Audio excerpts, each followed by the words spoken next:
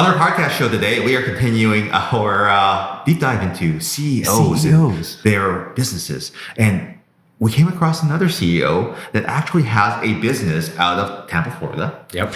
And you would never guess where we met this guy. Vancouver. And during we have a fellow Canadian, mutual Canadian friend, I guess, Linus from Linus Tech Tips. He ran the LTX Expo last year, and that's where we ran into Michael Barton. Yeah. His company is called MTS Solutions, not to be confused with MTS. And he is a solution provider, which will explain what he actually does. And he is the CEO of this company that started about 10 years ago, right? A little over 10 years now. And this 10-year-old company is really grown you've grown quickly. I think you have. Yeah, definitely. Absolutely. But it didn't quite start so rosy. You tell us about the early days of MTS, and then we'll talk about Absolutely. right now. So before it was MTS, actually, we called it. What's it called? MTS Solutions. Yes. But what does MTS stand for? MTS originally stood for Michael's Tech Shop. Michael's Tech Shop. Yeah. That is so original. Like Linus Media Group, Michael's Tech Shop. It was almost themed after that, actually. Okay. And, it's like the name sounded like, we originally started with phone repairs and, website design. We were taking anything we could. We've had a couple talks, cheap websites, anything we get on the market, really. And, like anyone, you got to start somewhere, right? So, we continued that on, got new clients, realized working with, consumers isn't for everybody. It's not for me. It's a mixed bag. It's an acquired taste. That's putting it mildly. Absolutely. I have a ton of respect for all the consumer brands who work directly with consumers because it takes so much work. It's a build up that trust and it's a lot. Yeah, absolutely. Yeah. So, as we progressed and learned, we slowly got into B2B, got into the enterprise, realized, server solutions, building the same computers, but in the data center makes more. It's cooler. It's literally cooler. And, we really started enjoying that. So we broke into the data center and we broke into facility maintenance, following that. So now we do cooling solutions. We do, anything to do with fixtures, anything to do from the ground up in the data center, we're doing right now. Yeah. I originally thought when you first met, talked about your MTS Solutions, that you were based just in one city in Florida, but no, it's the entire Florida. Actually, we're servicing all of the U.S. Wow. Wow. Great. Wow. Yeah. So, we have technicians. We have a really good network of technicians throughout the U.S. right now. So we're doing all the telco servicing. Any pods, general maintenance, say, hard drive goes bad in California. We dispatch a technician out there. Okay. So the Geek Squad, but better. Let's not even compare the two. It's no comparison. So this is like Geek Squad? Yeah, exactly. That's it. Okay. Got it. Yeah. So take me. Okay. So since this is kind of a CEO chat / whatever we want it to be, I'm going to start asking you the similar questions to what we kind of asked a very handsome man who is the CEO of another company that we greatly admire, not in the wrong kind of way. We just like, wow, that guy is really good looking, but in a healthy way. Take us through your organizational chart. Like obviously it had to start pretty flat when you were early on, but now you've got service centers and people everywhere. How do you keep everyone in line? Like how flat is this organization? Like you, in reference to how are we communicating stuff? How do you keep things going and who talks to who? Stuff like that. As the CEO and still kind of a smaller company, I'm still very much involved, right? So I'm talking, I talk to everybody. Hands-on. Very hands-on. Okay. Honestly, something that we do that might be different than some companies, we use Discord a lot. Oh, okay.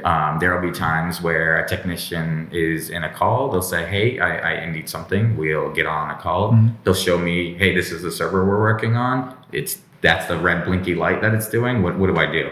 What do I do? Yeah. And so, say maybe I don't know the question, I'll phone in someone else and they can just jump into that call. Okay. So, we've got like that network of just, that's how we're managing those kind of solutions. It's just like, we have a team, we have a person for almost every problem. Okay. And so we just kind of call them in. You know what you said there? That's actually you're gonna like this. You're gonna like hearing this, but a certain very good looking man that we like from that company that manufactures all. Be quiet. We're gonna say it. He actually says exactly the same thing. Really? He actually likes to surround himself with people that are much smarter than him. This is actually in contrast to a lot of organizations where you kind of silo up because then you can't be pushed out. Right. So. There's the CEO thinking, the mind of the CEO. No, I mean, in the early days, you try to do everything on your own. Yeah. Like you're doing literally everything because you're sometimes just the only one. And even when you have a second person, they're not quite as good as you yet. Yeah. And you got to build that up. But once you slowly start getting that team built, and you can start passing on some hats. At first you're wearing every single hat. To delegate, delegate everything. Yep. And now, slowly get in. Now I'm very fortunate to be in more of a management role where I'm just here overseeing. You've got a very specific problem. Hey, Michael knows that issue. Yeah. They'll contact me. Otherwise, we've got things in place. We have SOPs now. That's great. That's great. Yeah, because like I said, the what do you call it? We have something called standard operating procedures and things like that, right? So you have a kind of a note, I suppose. You pass that on to your staff, so it's like easy follow up, right? Absolutely. And if you get a problem, hey, this man. Yeah, absolutely.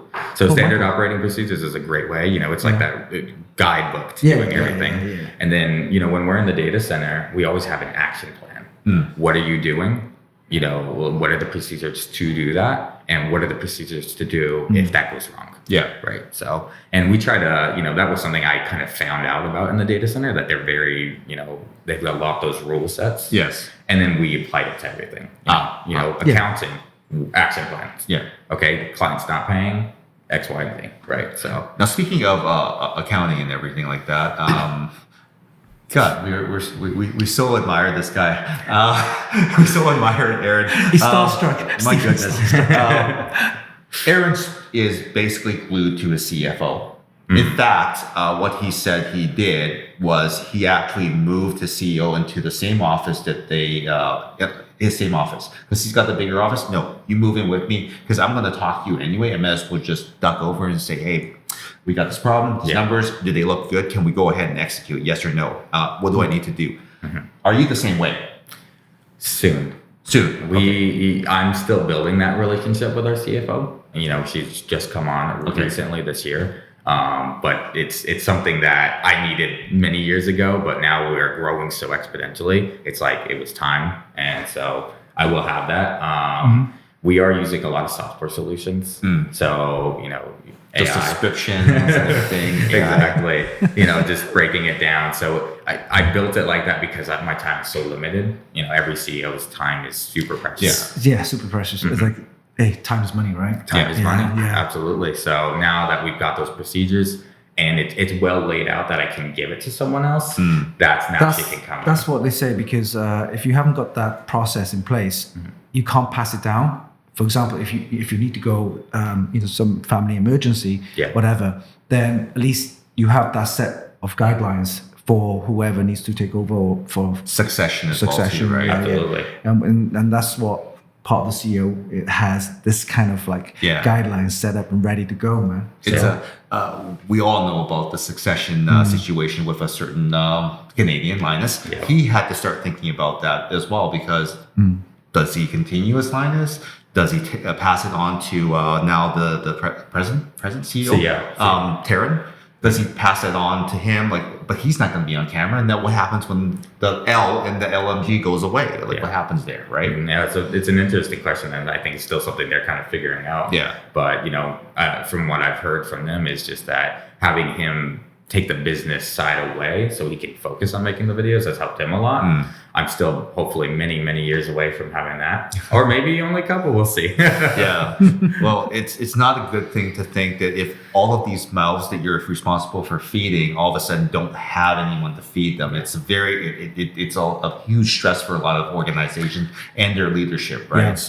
I'm glad that you're actually thinking about that and adopting actually some of the habits and procedures of a very good looking dude that we just interviewed before you. Yeah. And he's rubbing off on us because his pheromones are still in the room. I can still feel I can still feel his presence here.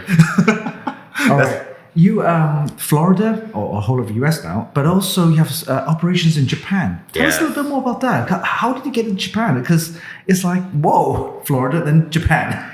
Yeah, so Japan came about not out of a need. There wasn't a client who said, hey, we've also got offices here. Yeah. I wanted Japan. I've always been, amazed by the Japanese culture. I'm very much into anime, very much into manga. Right. That's the connection. Okay. So that always brought my attention to Japan. Yeah. So I said, hey, okay, we're at a stage in our company that we can offer more solutions and very unique situation. There are certain servers that you can't just have any technician go in and fix. Right? Okay. When you don't hire, the geek squad to fix a $300,000 server. No, if you do, you're an idiot. Yeah.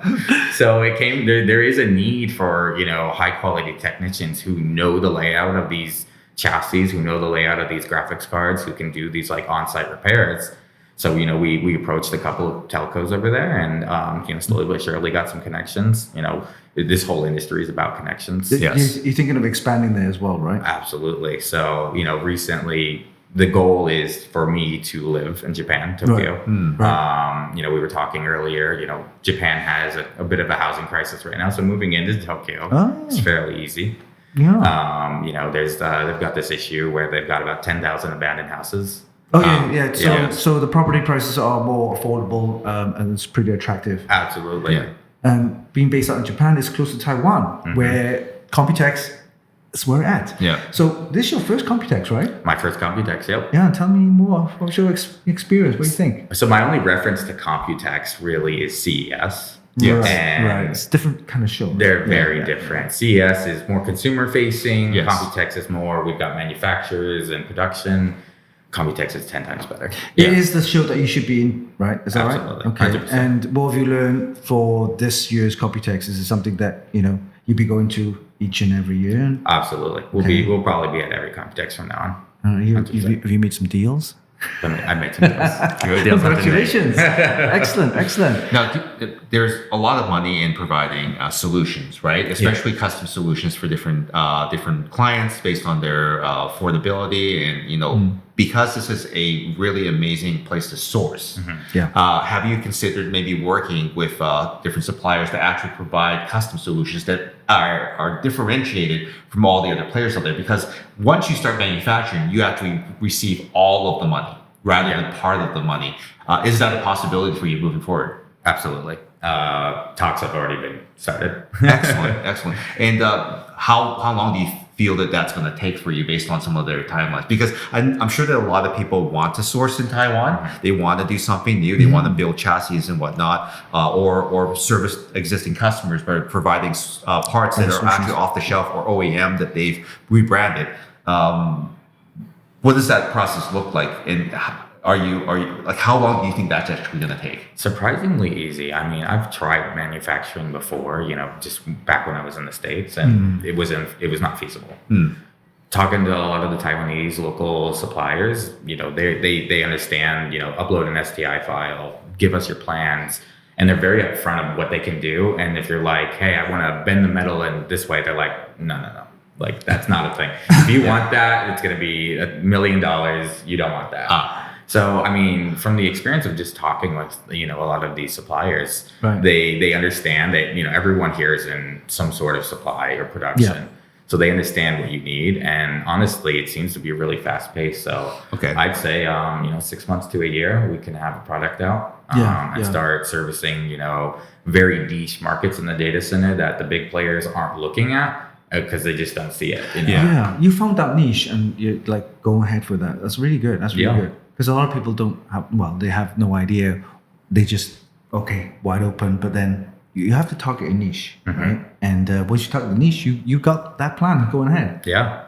And is that plan talked across your organization? Is like, oh yeah, no, for sure. I mean, we're, you're referencing like the plan to do products. Yeah, and all that other stuff as well. Yeah, no, absolutely. That was the goal of coming to Computex, was to get those connections and to get with those suppliers.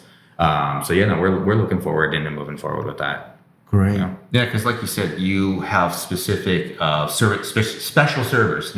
You know those things back and forth, but you also know there's an opportunity to actually provide your own products rather than ordering from the original OEM to get that part. And if you could provide a value added or that solves a problem that you've always come across in the field, that actually helps the customer a lot more. That actually builds value, and then you make more margin. Absolutely. And I won't say any names, but a lot of the bigger players who have been in the server industry for a long time have gotten far removed. Yeah. And, it comes to a point where customers are asking for customization on their servers. Hey, we want more flash memory. We want to be able to throw an AI GPU in there. Yeah. And they're just saying, no, you buy the model and that's what it is. Yeah. And it's you find that with a lot of big manufacturers. Yeah. So, there's a huge opportunity there. I think, Supermicro has really looked into that themselves. Is like, let's throw every SKU we can at it, right? Yeah. Let's make an AI server. Let's make it modular and configurable.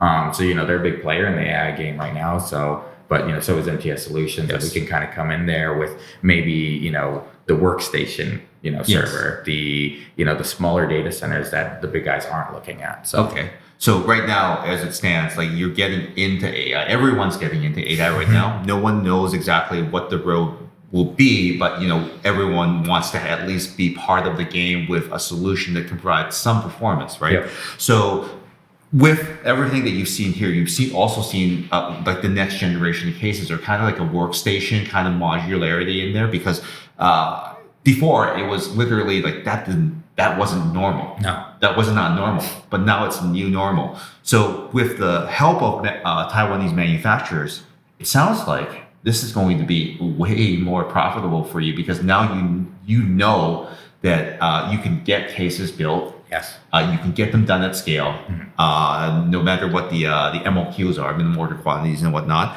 And then you can actually start turning these things out and then doing the good, better, best for all your customers. Exactly. Right? And I don't, like I said, I've been to China, I've been to Japan, even in the US, and I've not experienced that ease of communication with a manufacturer before. Yeah. They're ready. They're like, 4 units. That's unheard of somewhere. Yeah. For, a minimum order quantity of 4. They're like, yeah, we'll build that. And they're just saying, we've got a server, as long as you can fit within something that's already on the production line, we can mold it. And that's fine. A server is 19 inches wide always. So it's always a box. I don't need to get away from it being a box. Yeah. So no, we are very excited. And I think Taiwan is the place to produce.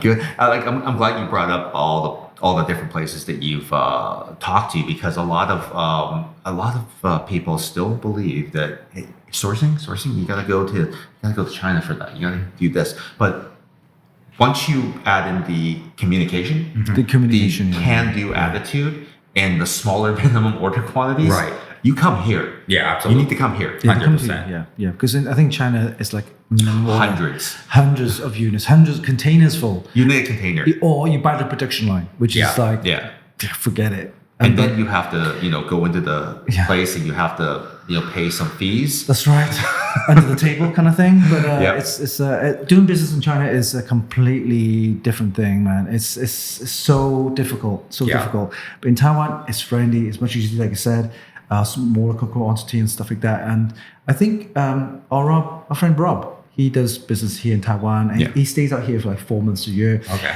And he finds all of the sourcing, all of the manufacturing so much easier in Taiwan to do. Yeah, this is our friend from Height.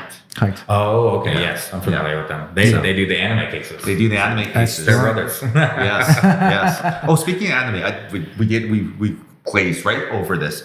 Top 3 anime. Go. Top 3 anime. Number 1, Bleach. Okay. If you're an anime fan. Okay. You know Bleach? I know Bleach. Okay. It's a part of the original big 3. If you're an anime fan, you know what that means. Next. Second would be Naruto. Naruto, another big 3. Naruto. Yep. My third. Favorites are hard, by the way. This is a hard question. I should have preferenced myself. No, this is like, Tokyo Ghoul. The first season only. Don't watch the second season. now, that's the one that has the live action. Yes. Okay. Yep. Compare and contrast, did they do a good job? Yes or no? For a live action, actually really good. Okay. Yeah.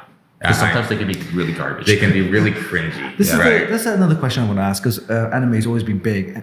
In the US, is it just as big? Huge. It's huge. That's why Netflix is doing it. I didn't know that, because I knew like anime, of course, in Asia is big, and certain areas in Canada, of course, big. But I never knew, like, because in US it's all about comic books, right? Mm-hmm. And you know, those comic books are huge, right? Collectors and all that. But anime, I didn't realize, because there's a massive connection, massive growth there with all the fans and. Yeah, no, I think it came, you know, with like the PlayStations. There was always those anime games. Right. So, you know, that led you into playing, you know, or watching the animes, you know, of those games. But also, what I've seen recently is there was a huge boom from COVID. Yeah. Right. I was calling them COVID anime fans because they're stuck inside, nothing to do. I've watched all of, you know, House. I've watched all of the American TV. Let's check an anime out. There's 1,000 episodes of this show with this stretchy guy. One Piece. Okay, let's give this. Yeah, let's give that a go, right? They have a live action one as well, right? They do. Netflix has a live action. Yeah. Honestly, one of the best live actions I've ever seen. Yeah. They change a little bit of the story, but they can't do it in 10. It's actually 1,500 episodes now. So they can't do it at the same pace as the anime, and I understand that. It's out of necessity because so they're gonna have to do the time jump sooner rather than later. Exactly. Yeah. Well, otherwise, these characters are gonna be 30 They're before we're too done. old. Yeah. Monkey Luffy is going to be like manly, right? That's great. I just wanted to make sure that we touched on that because you did mention the connection to Japan and you know why you love the culture before business was part of it, right? I mean, you love the food. You love the culture, you love the anime. Now it's time to go do business there and mix a little bit of pleasure in there. Exactly. Right? The business side is just an excuse to be there. Like, I'll be honest, you know. That's a good excuse. That's a great excuse. So going into Japan, doing business, I know that a lot of people are also very interested in that in terms of, you know, getting there and having that vacation and everything like that, that anime vacation. What were some of the biggest challenges that you faced trying to get into there? Because I know that Japan, as far as a country goes, they are a little bit xenophobic, but they're also willing to be open in certain ways. But the red tape, and we found out actually a lot of this from our friend who actually is part of the envoys to go to Osaka to open the fair and everything like that, is that there are certain ways you do things. There all the rules and everything are subject to change, and depending on who you offend, right? And then you have to resubmit. There's a lot of red tape to kind of. Did you notice that? How would you navigate, and what was your experience so far? As a tourist, okay, it's very open. They want you to come over. They're very friendly. Yeah. It's a very open country for tourism. It's essentially you get the feeling, you're there and they're excited to see you. Yeah. But they don't want you there forever. I went there last year. It's very nice. It's just nice. Yeah. Go there for a vacation for sure. 100%. I agree. Yeah. Every Japanese person knows some bit of English. They might have to pull from their archive from high school. Yes. Like, hello, that way. If you can gesture and learning your own, learn a handful of Japanese phrases. Number one phrase, sumimasen, excuse me, sorry, I hit you in the elbow. It's the universal word. Yeah. And when you eat, oishii. Oishii. Oh, and I love the way they greet you every time you walk into the restaurant. Yeah. Right. Yeah. So it's very friendly. Yeah. It's a service you don't get almost anywhere else in the world. Yeah. In America, it's like, hey, here's your food. Here, please tip me. That'll be 30%. Do you know what? They hate tipping. They do. They do not like tipping. It's derogatory. Don't tip in Japan because they find it offensive. Yeah. They do. Yeah, because it like you can explain this better. Like, why don't you tip? They believe that they're doing their job, right? They're doing that service, and it should be top tier. That's the Japanese work culture. Yeah. So tipping means that they went above their colleagues. They did something maybe more, but they always believe of doing the best anyway. Yes. They're being, and they rightfully compensated, yes. right? Which is a little different than the States where, you have to tip They because do the minimum wage in the US, right? Yeah. it's sometimes even below minimum wage, yeah. right? Oh. So they rely on those tips to get by, which is a lot different, All right. Okay. So with that, the culture. So has it been a culture shock for you? Is it always been? It's definitely easier to integrate for you to like do your business there, because you mentioned about navigating the business side of things. Again, it's totally different. Tell us more about that. As a tourist, Japan's very open, very friendly. Business world is completely opposite. It is much more difficult. My Japanese is terrible. Right. Almost 20 years of watching anime. My Japanese still sucks. Okay, so where do you draw most of your Japanese from? Just out of curiosity. From anime. So I From only anime. watch it in Japanese. Okay. It's just trying to learn Japanese through anime. Yeah. Like, It helps. which series do you think that you speak from the most? What series? Because I know that everyone kind of has a preference. Yeah. It's like, Well, it's funny you say that because it's dangerous which one you draw from. Yeah. Because people don't talk like anime. Right, they don't have this inflection. It's like Guangdong, it's like Cantonese. Yeah. Because we speak Cantonese in a certain way. If you read it through the news, proper Cantonese news, it's different. Our language, when we speak locally, is not really professional. Yeah. Kind of really like It's very slangy. slangy. Yeah, like the local kind of thing. Okay. So similar to Japan, right? Yeah. So in anime, it's like you talk very open. You talk more like a child. yes. Right. You say words like damn, and it's like it's very odd when you're talking to an adult. You don't say that, right? Yeah, no, It's there not would be a better appropriate. word for it, So a lot of people will draw from anime and try to speak like in that fashion, maybe in a business setting. Yeah. And that can get them in a little bit of trouble because Right. that doesn't flow very well. Yes. There's a lot of rules in Japanese business, especially traditional business. Yes. You talk to your senior with a lot of respect. You talk. Yeah. Yeah. So Are you going to think of having a translator, friend, something like that? I often, when we do business there, do bring a translator there. Right, right. I'll do my greetings. I'll be Yeah. very professional in the intro and talk as much Japanese as I possibly can. But for professional reasons, you always want a translator if you're looking to do business in Japan. Okay, so that's one of the number one tips is that if you want to go big, you have to have the local help, like a local fixer. Absolutely. Yeah. And then Japan's all about services. There's a service for everything. Okay. And likewise, there's an app for everything. So you can just go on there, say, local translator for Wow. business. Pick your language if it's English to Japanese, if it's Okay. Spanish to Japanese. There's Nice. someone for everything. I didn't know that. Yeah. That is convenient. And, okay, I'm like, it's like TaskRabbit. TaskRabbit, yeah. Hey, ChatGPT, just Yeah. translate. It doesn't. No, It doesn't translate? No, I don't think that's ready yet. damn. No. It's not that good at it. It's just like Google Translate. It's like sometimes, and then speaking in Japan, going around, Google Translate's awesome. But you can tell when Google Translate has put something weird out because they'll just read it and then they'll read it again and they're like, maybe they mean this. Yeah. Maybe they mean this. They're like, sorry, no. No, Yeah, and, they're like, and then you like remove a period or put a space somewhere, and it's like, you want to go to the fair. Okay, it's over there. Yeah. Like a lot of businesses, do they actually enjoy a meal before the business? Or like pleasure before business, or business and then after pleasure? In Japan, it's work the whole day, very hardcore. Right. Afterwards, get smashed. Okay. Yeah. Okay. So Okay. it's different from what we heard, where you like the Italians, they go for a ride and the Yes. coffee. Do the pleasure first, then the business. Oh, okay. I think is that right? Okay, so it's like the golf game. You don't really talk about the business. You talk about the game. Golf, Right? golf. Yeah. Some people do, but in this case, the Italians take it a little bit more hardcore because they have certain traditions. Like, for example, you shouldn't have a latte after 11 o'clock because it'll mess up your digestion. Right. I had a friend of mine that was at dinner with me, and then he asked for a latte, and then all the waiters were like, What? "What? At this time of the day? How dare you? No, how dare you? literally, how dare you? It's like, do we even have that at this time of day? It's like they're freaking out because not only do they not do that, but they don't provide that service at this time of day. Right. You have an espresso, that's okay. Yeah. But anything else? No. Interesting. I didn't know about that. Yeah, so they actively discourage. Oh no. How about juice? No juice. How about that espresso? How about double espresso? Please do not have this. That's hilarious. So In Italy, they do things kind of this way where it's more relaxation, it's better for the body. And you can tell because the people are super healthy, really good looking, like Aaron.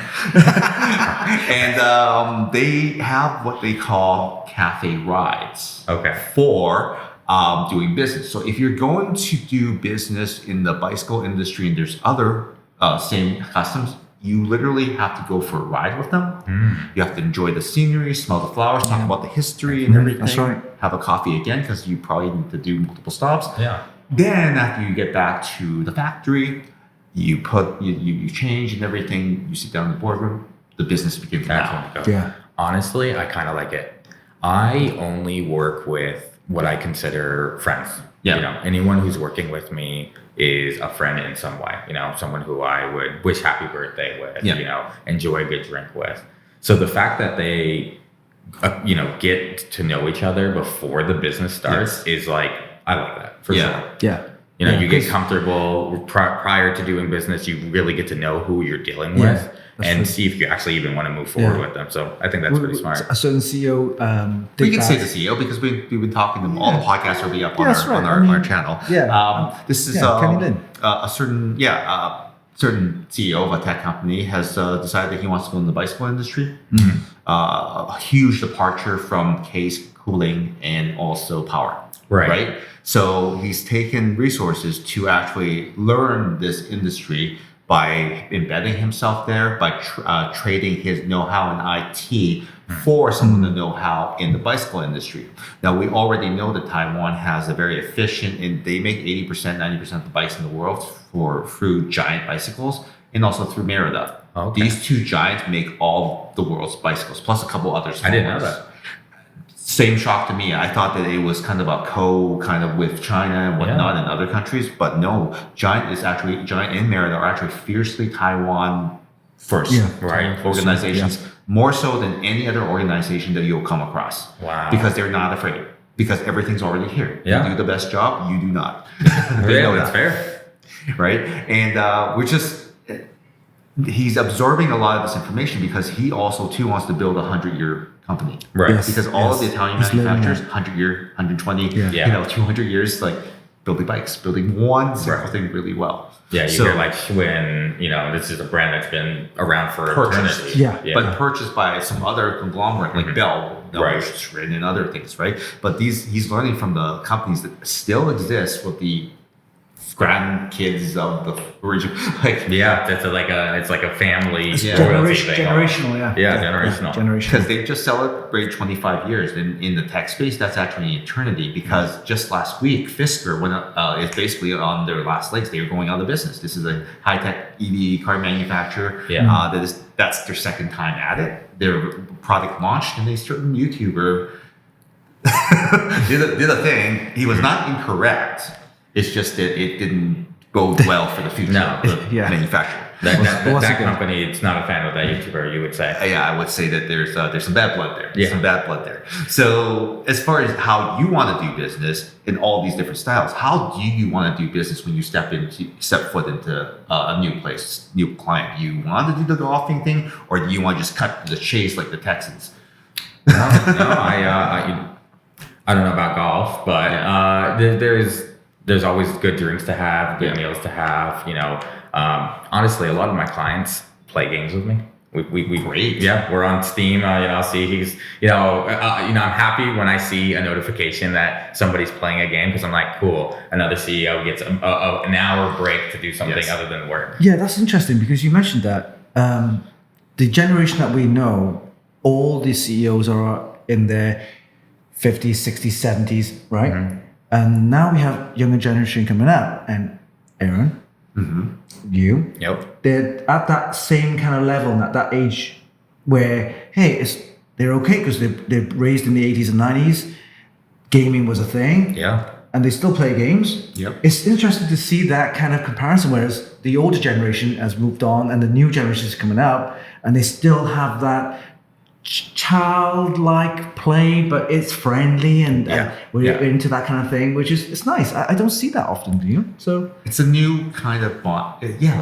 Like you say, it's some people don't do golf. But they play games. Right. And they're already doing the smack talk. You know how they interact. You might figure out their temperament as well too. Definitely. So you know that if they fly off the handle or they rage quit, maybe that might not go well in business. Not gonna go well, you right? don't do well in stress when we're in the bunkers on battlefield. So I don't know if I want to be in the bunkers of a deal with you. Or if you're sneaking up at everyone and headshotting everyone from behind maybe you don't want that backstabber anymore. So it tends to reveal the personality. And so to kind of answer your question, yes, I do like to kind of get to know who I'm working with as much as possible. In the US, it's fairly easy. In Japan, if it's a traditional company, you kind of have to follow those customs. So that's its own procedure. But as much as I can, I like to, go out with drinks afterwards, get to know people, really learn who you're working with. I think that's a big part. And, in terms of what you were saying, kind of, I also noticed that generational change that's happening in the industry. IT, as big as IT is, it's very small. 90% of it's probably here in this, building with us. You're right, actually. 90% of the chips are made in TSMC. Absolutely. So, you're seeing this kind of, the older generation's retiring, they're getting out of it. You're seeing more familiar faces. I'll give you an example. This company make cases.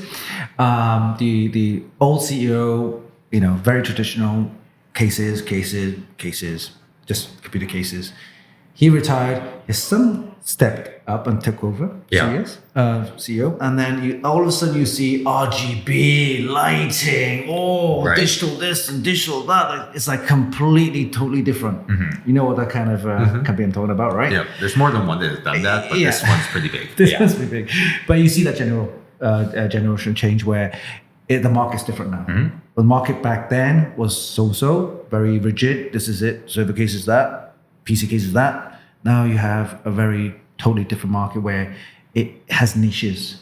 And you have to cater for those niches. 100%. And I think it's important too, because as the younger generation comes in, they see RGB cells, right? That older generation's like, okay, cool. You put a bunch of lights in your computer. They don't see that, that makes that product sell. There's a lot of value. Now we're seeing, AIOs with a TV mounted to the side of it. It's like, that older generation is just going to be like, what the hell? Okay. What do I need that for? But it's for the aesthetic. Exactly. And we see, there's case manufacturers who are doing like the anime theme, right? Oh, yep. Yep. So, having that and having all these different markets which cater to a lot of the cultural changes that I think have happened in the last, 30 so years. It's okay to be 30, 35 playing video games. That's fine. Even older, it doesn't matter. But in those days, business was business. And so now that we're kind of getting into that change, we need to adapt for it too. That's true. It's true. Yeah, What's your thoughts on that? I think it's a matter. It was always a matter of time. I think it was always a matter of time because that generation that it would have scolded us, would have said, you need to focus more on the golf course or other things, or the numbers and business. You need to cut to the chase. You need to start, you're closing that deal. It's all about the sale. It's all about the sale, right? It's lightened up a lot. It's had to, because people do, especially after the pandemic, everyone wants to talk again. Everyone wants to talk again. Some people have revealed themselves not wanting to talk to you at all. But those people, the majority, want to build a relationship with you. And I'm glad that you don't find that to be a detriment, and that the patience is there to actually build that relationship. And to have the other party reveal themselves both in gaming and maybe some other activity, right? Absolutely. Because that could very well ruin the entire relationship or sour it at some point in the future. That, I made a mistake. I didn't know this guy was like this. It's something I would recommend for every, business owner or, anyone realistically, get to know who you're working with. They may be the idol when at the workplace, but then you come to discover maybe that's not someone you want to work with. It's like the gut feeling you have, the gut feeling. The AI can't replicate Yeah, let's kind of talk about AI because Computex Taipei, their theme for the next little while is going to be AI. The previous iteration of Computex was about IoT solutions and the growth in that industry, but it's very firmly planted as what in the AI space, and for good reason. We got Uncle Jensen, we got Auntie Lisa. They're pushing the envelope for AI as well as the software manufacturers. Like everything has AI attached to it, even heat sink paste. Right.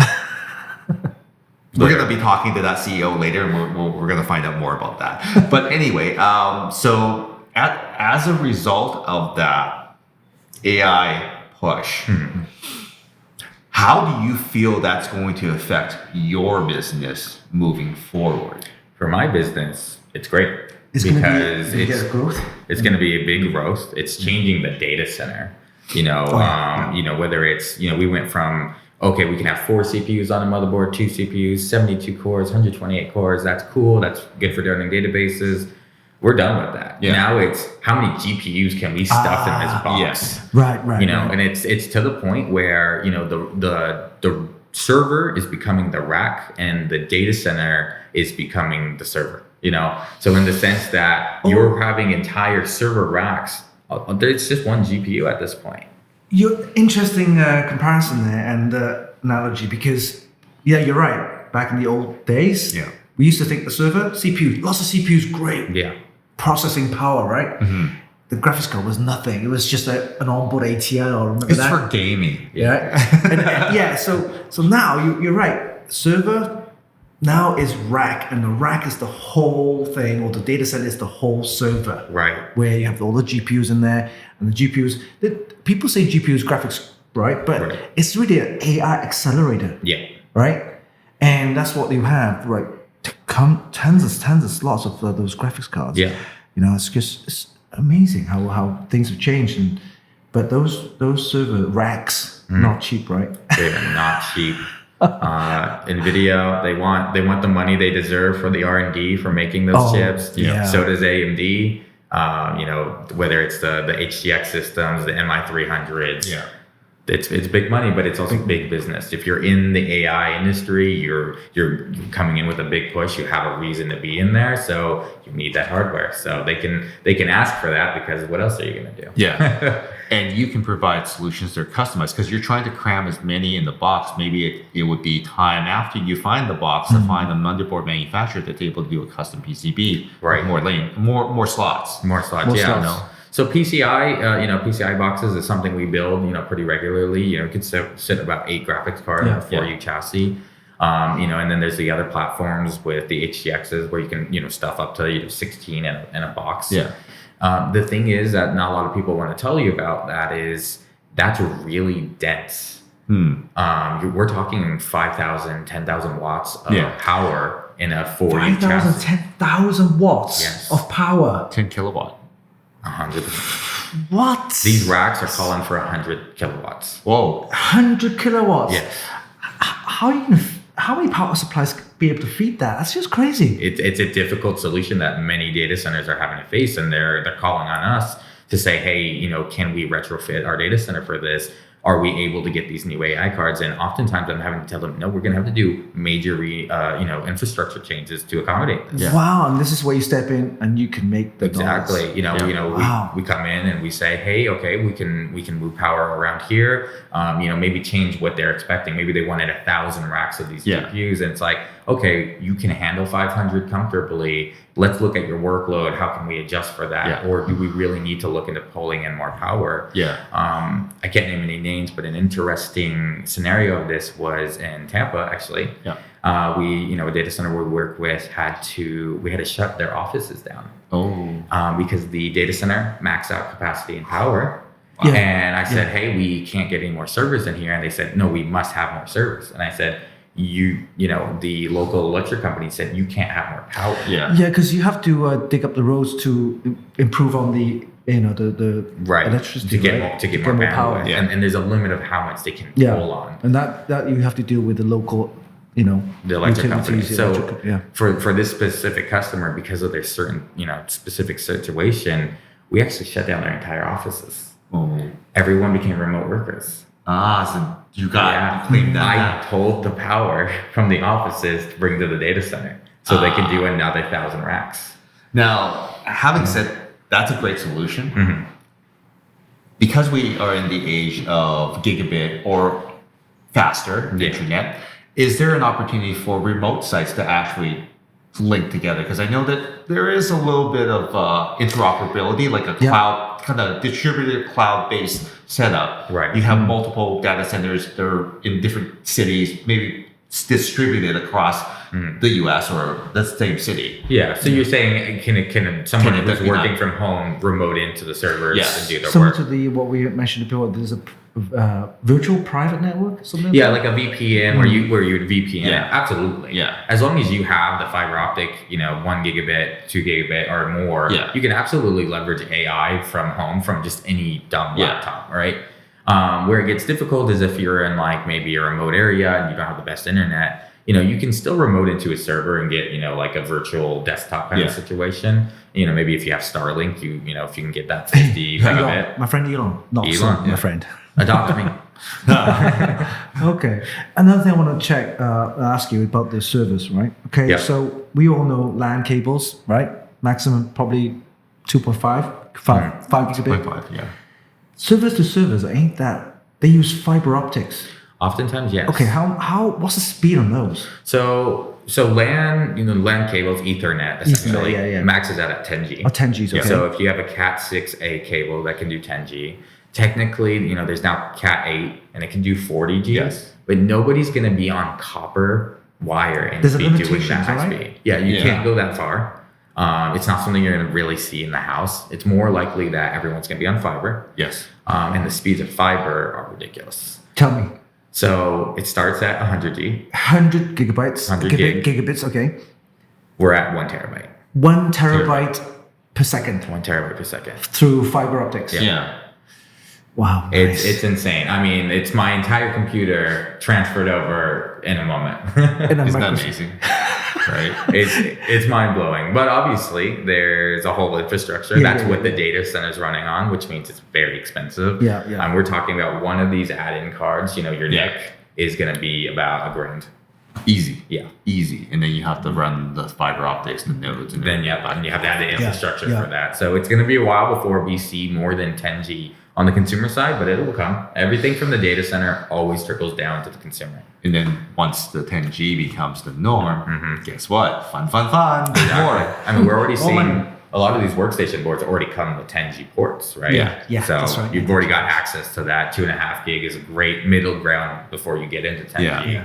And it's really worth it. I mean, if you've transferred a file on your desktop, you've got, the video that this might be 20 gigs, 30 gigs at the end. So transferring that, I mean, over gigabit, oh my God, that's going to take a while. Yeah. It's like normally what I do is I dump the cards. The cards have a certain theoretical speed. Yeah. And I use a very, very high speed reader. It gets dropped onto an external drive. But once the external drive, because it is actually USB-C Gen 3.2, then it blazes fast it's basically 1,000 to the internal hard drive. Right. That's the difference we're talking about. That's so much faster. Are you guys using a NAS? Not here. No. Do you guys have a NAS at HQ? We don't. It's all on his computer. What? I actually use cloud. Oh, you use Cloud. cloud. Would you like a NAS? Would I like a NAS? Yes. I actually have a NAS. Can MTS build you a better NAS? Sure. Okay. How big is your current data pod? Right now, as it stands, I have my NAS at home it's a Synology, and I'm using 4 terabyte drives. One is redundant, which is in drive bay 5. Okay. So 16. There you go. Yeah. 16 terabytes is what you have?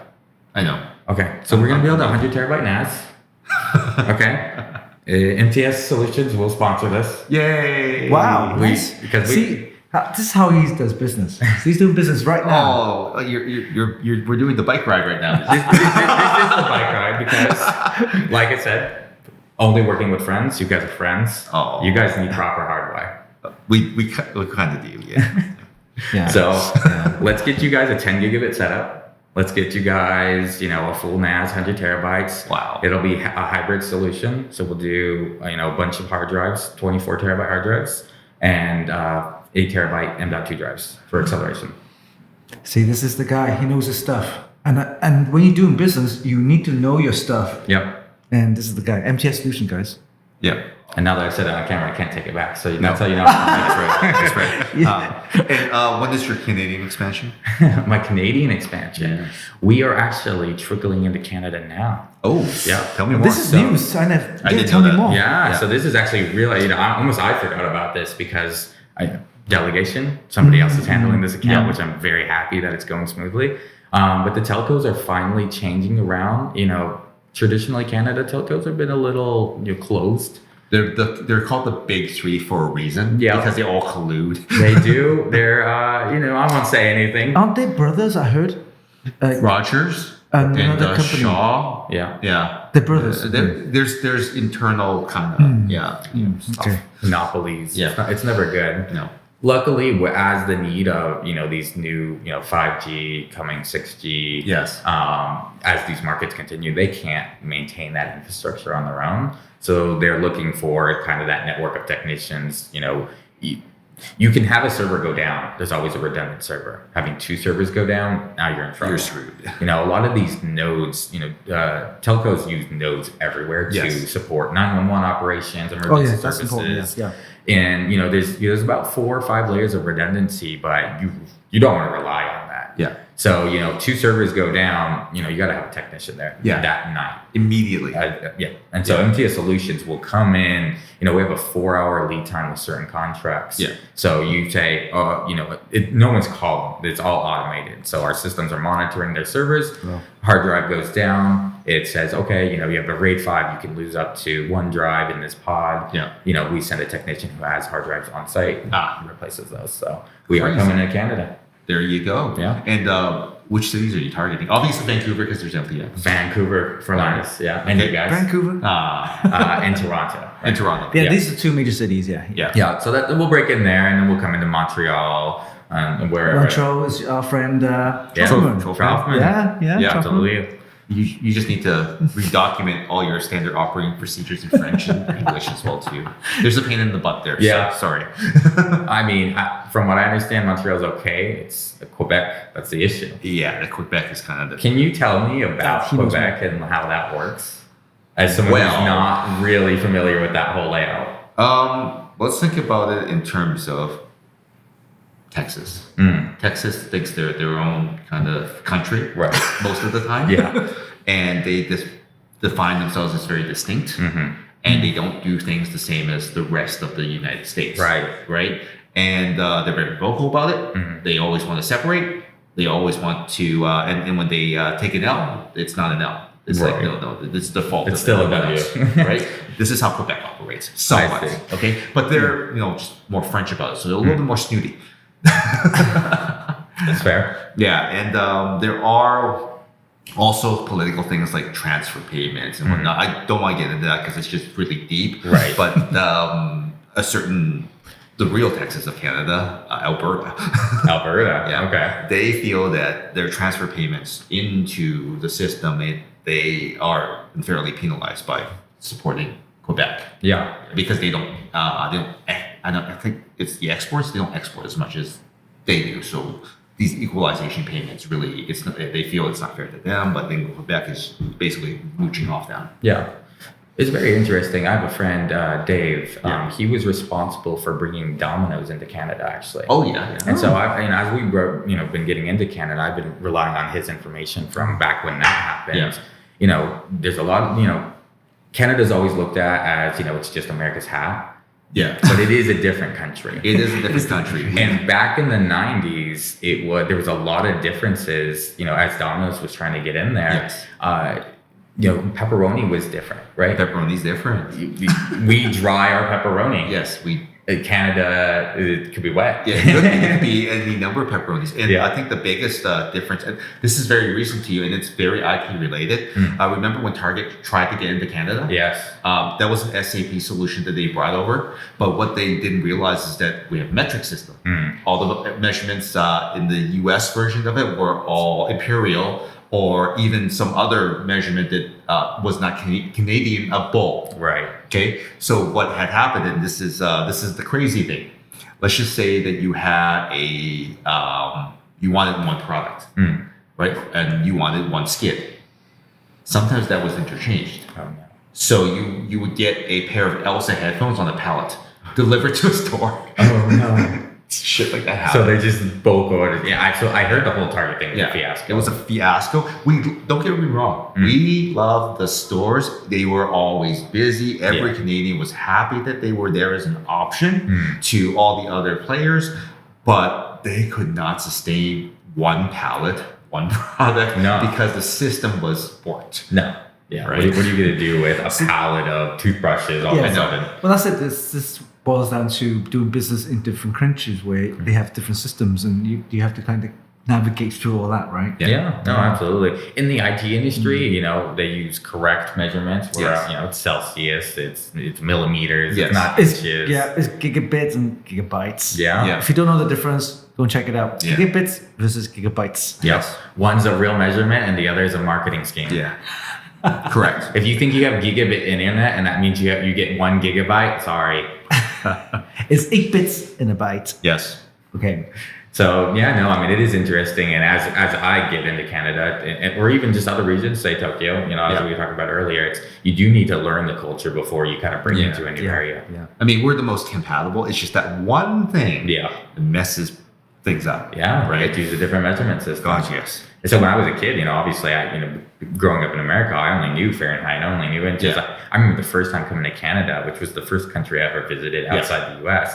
I didn't know what to set the hotel AC to. Yeah. So I was like, oh, what 18C, 16C. Oh, 16. Okay, that sounds fine. Oh my God, it's so cold. Freezing. Or, oh, you get in the car and you know, okay, it goes up to 40. 40 seems That's warm. funny because you say metric in Canada, right? Yeah. And you still have the imperial in the US. Yeah. In UK, it's still imperial. We still use pounds, stones, Because you're British, inches. it's imperial. Get it? Yeah, but then if you know, not doing the history and all that kind of stuff, but if the US kind of like separated, now of course the blah blah blah, and there's independence, and they keep on the imperial. That's what it's strange. Well, it's weird that Canada actually went with the British, and we adopted the metric system. Yet the United States, which just did not want imperial rule, that's right. Yeah. kept the imperial. But mind you, in Europe is metric. It is metric. Yeah. I was very, very happy. And Japan is also metric. You're safe. Yes. Yeah. So just learn metric. If you know Fahrenheit, get rid of it. If you know inches, get rid of it. It's all about millimeters. It's all about Celsius. Come on. And IT, you you go into your BIOS, it's on default. It's not going to tell you Fahrenheit in your CPU. Oh, and I think part of that is a marketing thing. Yes. Because you don't want the customer to see that their CPU is 140 degrees Fahrenheit. That sounds scary. That's scary. But that's like, okay, your PC's probably running for a couple hours. 140, it's not the worst temperature. Yeah. All right. But big numbers in that case, scary, scary, scary. Yeah, absolutely. Ooh. Okay. So congrats with your new business and everything, and hitting Japan and all that. And congrats with your first Computex. Yeah. And your entry into Canada. I can't wait to see you more. And that's right. If you are looking for marketing help, do let me know. I am a stealth marketer. Okay. No, absolutely. And in a commercial after. Where can we find you? MTSSolutions.com. We're on LinkedIn as well. You just search us up. Search me, Michael Barton, at MTS Solutions. You can find us anywhere. You can contact me directly if you're looking for server solutions, whether you're a data center, a small production company, maybe you're in media. Media, we're going to build a server for these guys. Hopefully do a video. You want to do a video? Sure. Okay. Yeah, we'll do you can see how that process goes. Do the video on build and whole Yeah. Ooh, that'd be interesting. So sweet. Yeah. So, look forward to that. Yeah. On that note, I think it's the end of the podcast. So thank you, Michael, for joining our podcast. And make sure you tune in to our podcast show each and every Wednesday at noon. Any final words? It's a YouTube exclusive, so make sure that you're subscribed. And also, it is on YouTube Music as well, too. We share the same airwaves with Taylor Swift. Wow. Isn't that cool? That's great. Swifties. I wish we had that fan base. Until next time, bye-bye. Bye-bye.